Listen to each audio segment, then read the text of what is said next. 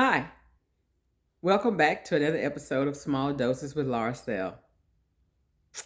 It's the new season, and remember, the topic is me.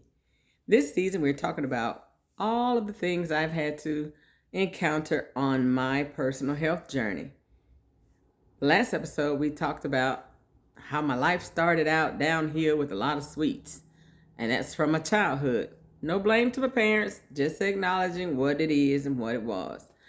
And so we talked about my fibroid tumors, and we talked about asking questions to your physician before you just submit to uh, surgery or any other thing, medication. Ask questions.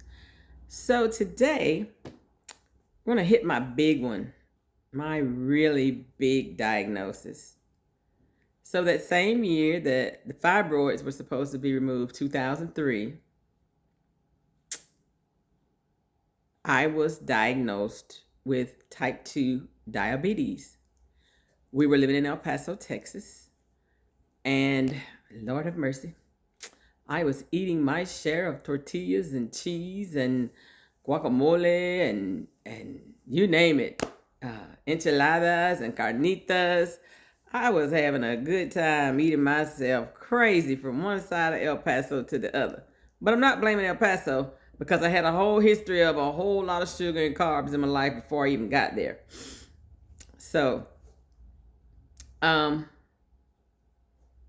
how did this whole thing start for me? So, living in El Paso, well, El Paso's the desert. So it was June and it was hot. It was already like the hundreds. And so I'm drinking all of this water. And in my mind, I'm drinking water because I live in the desert. It's hot. So I'm drinking all of this water. I mean, I was sucking it down.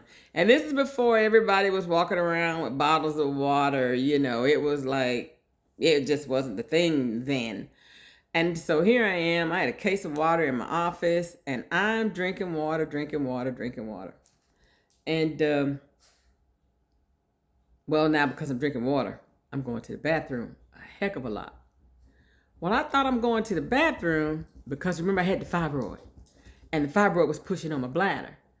So my mind says, because I'm kind of smart. That's just the chick I am. I'm smart.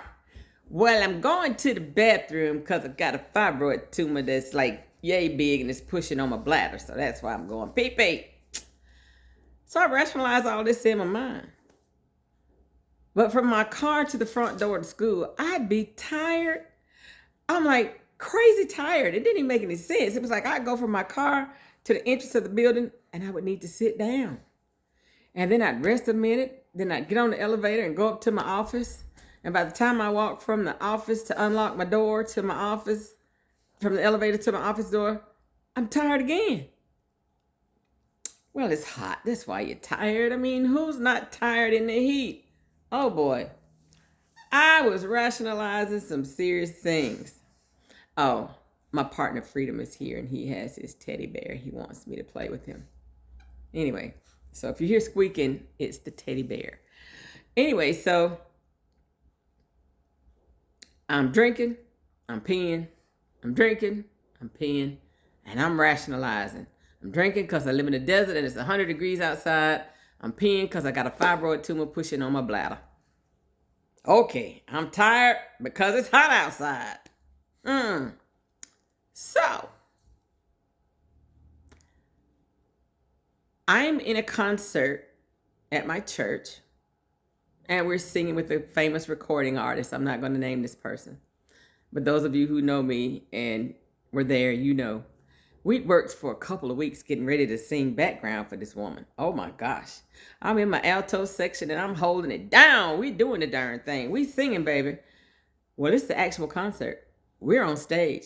This lady is singing. She's ministering. Well, she took about a pause in her music and I thought I was about to pass out. Well, this lady who was from a visiting church who was singing with us, who didn't know me from Adam other than the fact we've been standing next to each other for a couple of weeks singing, but she didn't really know who I was. And she leaned over and she said, "Are you okay, sis?"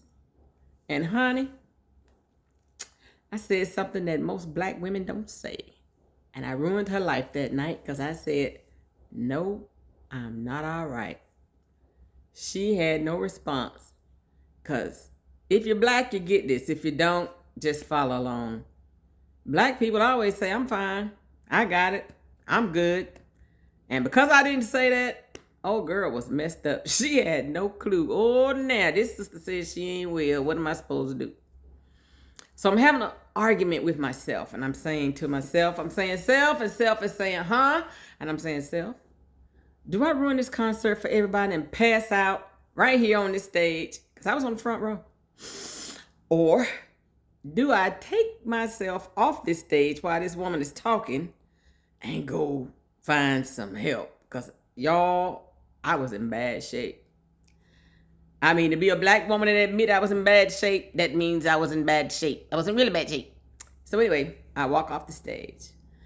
And the church secretary sees me and she notices I don't look well. She said, you don't look like you feel too well. I said, girl, I don't. She said, well, come on down here with me. Let me give you some ginger ale. You know, that's the other black people drug, ginger ale. Gotta keep some, right? So I go downstairs and I drink some ginger ale and whoo, I got my life back. But having been a choir director myself, I was not going to go back on that stage because I would have never let someone come back onto a stage if I was directing a choir. You left, you're out, that's it, too bad. So I sat in the audience and I happened to sit behind the gentleman who taught us the music, and he's in the audience this night. And I sat behind him and he said, what happened? I said, well, I didn't feel too good, but I just had some ginger ale and I feel better. He turns and he says, oh, my son's diabetic too. I looked at him as if he cussed me out. And I said, I ain't no diabetic. And he said, oh, okay, my bad. And the look on his face was like, yeah, that's what you think. So I already had a doctor's appointment because I scheduled an appointment because of the tired thing. Didn't schedule it because of the drinking and the peeing. Scheduled it because I was tired. So the appointment was that following Monday. I think this was a Saturday night. Anyway, I go to this doctor's appointment. It's a new doctor. He's a creepy looking guy. I'll talk about him later. So he's listening to what I'm saying about I'm drinking and I'm peeing and I'm drinking and I'm peeing, and his red flag is going up. And so he starts writing on this little notepad. So he says, well, I want you to go get some tests done. I need you to get them done today. So have you eaten anything? Well, of course I've eaten. What he didn't know is I'm a black woman raised in the South, honey. I'm from Alabama. That's the first thing you do is you eat some breakfast. And what do you eat? You're going to eat some grits and eggs and some kind of greasy pork meat, some sausage or bacon and some toast or a biscuit. Of course, you're going to have some jelly or some syrup, depending on what you had, toast or biscuit. So, of course, I've had my breakfast. What are you thinking, man? So he's like, well, you probably won't be able to take this test because you've eaten. And so, but I need you to get all these other tests done. So he sends me off to these different labs all around town, and my husband is driving me around. And so we go get some blood work here. We got to wait because we're not the first ones there. And then we go over here, we get some more blood work. These people have poked and prodded on me and done everything they could do. So at some point in the day, I tell my husband, honey, I am tired. I can't go to another place. Take me home. Just take me home.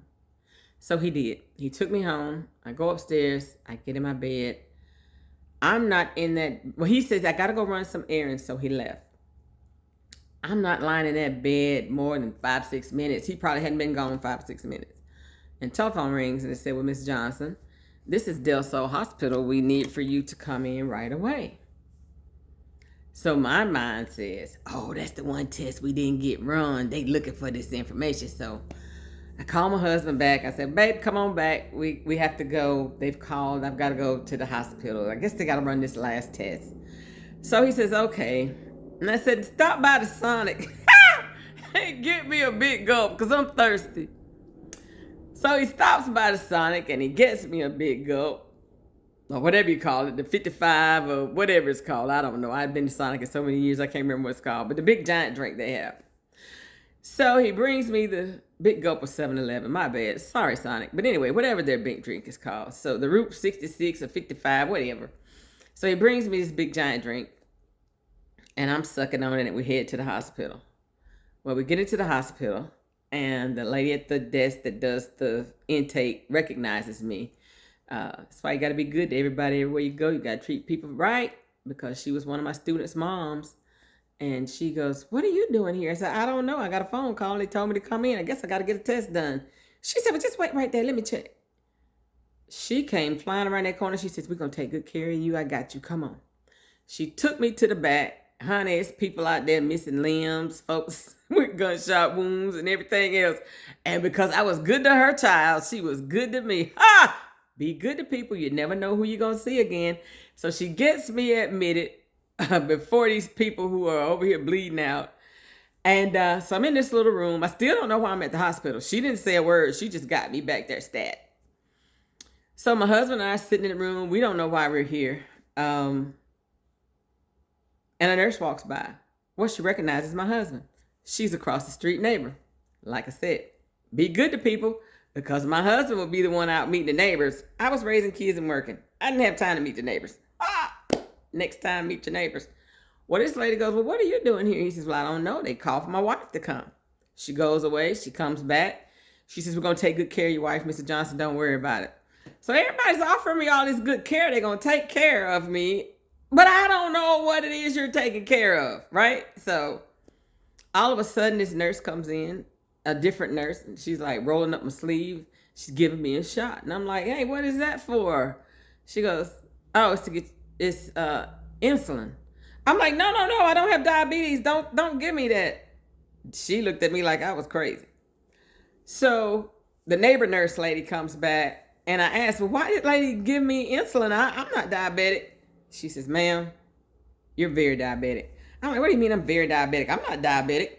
She says, "Your blood sugar is 677. That is a number I will never forget, unless for some reason I lose the ability to remember. 677 was what my blood sugar was on that day. I said, "Oh, okay." She said, "No, it's not okay." I had no clue how not okay that was. So every so many minutes, 10, 15 minutes, these people are popping me with insulin. And they are trying to get my blood sugar down. She says, "We're just about to get your room ready." And I'm like, "Okay." Well, my room was in the ICU. They put me in the ICU. I was in ICU for 3 or 4 days. Yeah. And I have to say, I am grateful for that experience. I know this seems odd. It seems weird, right? This chick is talking about she's diagnosed with diabetes, and she's saying she's grateful for that experience. I ain't grateful that I had diabetes. Don't get me wrong. I'm grateful for the experience I had with my onset of diabetes. I'm going to tell you why. So I'm in ICU. There's a male nurse there. Best thing since sliced bread. Of course, a diabetic would go to the bread reference, right? Yeah. So, but he was really wonderful, very informative. And I said, well, I asked him a question about why was everybody rushing, and why was, I don't remember exactly what I asked him. Why was everybody making such a big deal about this 677? And he says, "Ma'am, usually when people's blood sugar is at 677, they're carrying them in. They're in a diabetic coma." He says, "You're very lucky." And I was like, whoa, okay. So those 3-4 days I spent with this guy, he talked to me a lot about what I was experiencing and what I might experience. I spent 4th of July in the hospital that year. Got to watch the fireworks from my room, because at this point they moved me upstairs to a regular room. So, but anyway, he was also really good. So I'm going to say this part might, I don't know, maybe it makes some people think, well, my whole church family and everybody we knew was trying to see me and give me well wishes and pray for me and all of this kind of stuff. Y'all, I love the Lord, I do. But when you're sick, and you just don't feel like being bothered with a lot of people. At least I didn't. So what I know to be true is I don't care who you pray to. You could pray from where you are. You ain't got to be with the people to pray with them. And so my nurse was really good about turning people away. There were people outside wanting to see me, doing visiting hours. And I told him, I said, you know what? I just don't feel like it. I mean, my soul is ripped apart right now. I've been diagnosed with diabetes. And the only thing I knew about diabetes was people start cutting stuff off of you and putting it in jars. And so it was a traumatic experience to hear I had this diagnosis. So while I loved all of my friends and family and my church family, I didn't want to be bothered because I'm processing. I have diabetes. I could have been in a diabetic coma and died. Then when I go back and think about the big sugary drink I had my husband to bring me from the fast food restaurant, what? That didn't help the 677. It probably pushed that 77. It probably could have been 6 till I drank that drink. But anyway, that's not really funny, but I'm laughing. So he was wonderful. He kept the people away from me because he recognized I needed to process this information. So they moved me to a regular floor, and I actually get to eat. And I'm in a room with another person. So disclosure here, I'm a little bit extra, and I thought I deserved to have a room by myself because, first of all, the only other time I've been hospitalized was to give birth. And when I did that, I had a room to myself. And so why don't I have a room by myself? I'm about to have a fit. But I'm so glad I did not have a room by myself because the woman I was sharing a room with was a little Mexican lady who pretended not to speak English. And so the curtain is pulled between us, and the doctors are telling her that she's going to have her foot amputated. And I'm on my side of my curtain cringing, and I'm like, oh my God, I knew it. They gonna cut off my feet. They gonna cut off my legs. Lord, I got diabetes. And I'll be like, Lord Jesus, help me. I'm just having a fit on my side. I'm not doing it out loud because I don't want this lady to hear my misery. Anyway, the doctors leave her, and she asked, can I open the curtain? I said, yes, please. I really didn't want her to open the curtain because I didn't want her to see the look on my face worried about her foot. So she opened the curtain and she tells me, they want to take my foot, but I'm not going to let them. And I said, well, why do they want to take your foot? So she told me she had been gardening outside in her yard barefoot, and she stumped her foot, did something to it, and it never healed. And so because it didn't heal, I guess gangrene had set in, infection, gangrene, and all of this, and they need to take her foot. And so this is when I learned about foot care and diabetes. Y'all, I have not been barefoot since that day. I don't walk barefoot anywhere, not in my house, not in your house. And so if you want me to take my shoes off at your house, and I don't want to, that's why, because I'm diabetic and I ain't trying to hurt my foot on something you don't know is on your floor, and it don't heal, and then I got to get my foot cut off because you made me take my shoes off. So that's why I don't want to visit you and take my shoes off. But anyway, back to the story. So clearly the lady spoke her English was very good, and she spoke to me. But she had those doctors thinking they were saying, she doesn't speak and understand English. She really did. She just didn't want to hear what they were saying. But so here I am. I'm in the hospital. I'm with this woman, and she's facing an amputation. I needed to be there because that made me all the more serious about my own personal care with this disease. I left that hospital with so much knowledge. I remember the first day because they immediately put me on insulin. And the first day the nurse came in the room to teach me how to give myself an injection in my tummy. Oh my goodness. So my husband's standing there, and I'm thinking he's being supportive. He's trying to be. And the lady shows me how to do the injection. And then she tells me, okay, now you do it. And I'm like, to my actual self? And she said, yeah, I need to see you do it before I let you leave here. I got to know you can do it. So I get the syringe, and I extract the insulin into the syringe, and I prep the place where I'm going to make the injection. And I did it, and the tears flowed. Oh, I'm going to try not to cry now. Just thinking about it, it's emotional. So I did it. I gave myself the injection, and tears were just flowing. It was like Niagara coming out of my eyes. And my husband, the Green Beret, says, well, what are you crying for? You did it. And boy, that nurse lit into him. She says it's not that she couldn't do it, it's that she has to do it. And I wanted to just hug this woman and say, how did you know? But I guess she does this with people every day. And that was exactly it. It was the fact that I had to give myself injections. And I'm beating myself up because I'm thinking of all the crap I've eaten, that I've done this to myself. Look where I am. It was just a flood of emotions. And this is why I don't go visit sick people. I'll talk to them. I'll text them now that that's available. That didn't exist back then. But I'll text first and I'll call, or I'll tell them to call me, because I know how overwhelmed I was with my diagnosis. And so I try not to overwhelm. I don't want somebody to feel like you got to perform for me. I can understand and respect the fact that you might be miserable in your situation. But anyway, back to me and my diabetes and the injection. So diabetes is real, folks. And so that's how I got my diagnosis. It was something else I wanted to share with you about. Okay, the lady, I don't know, but it'll come back to me. But anyway, diabetes is preventable. I did not know that then, because what do people say? Well, it runs in my family. It doesn't run in your family. Your eating habits run in your family. It's a cultural thing. You've learned to eat certain things because that's what we do.